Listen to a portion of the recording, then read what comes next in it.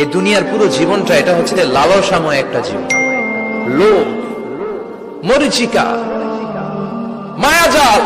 এই মায়াজালে আমরা আটকে আছি, ফলে মৃত্যুর কথা আমরা ভুলে গিয়েছি। পাগলের মতো ছুটছি, আরো টাকা লাগবে, আরো খ্যাতি লাগবে, আরো যশ লাগবে, আরো দাপট লাগবে। আমার এত টাকা দিয়ে কি হবে? এত সম্পদ দিয়ে কি হবে? এত ব্যস্ততা দিয়ে কি হবে তোমার? স্টপ, থামুন, অনেক হয়েছে। আন্না, থামুন, take a rest, take a breath and think about death. Think that you have to go back to your Lord. একটু বসেন না, একটু ভাবেন যে আমাকে চলে যেতে হবে, চলে যেতে হবে। এই কোলাহল, এই ব্যস্ততা, এগুলো থাকবে, থাকবো না আমি।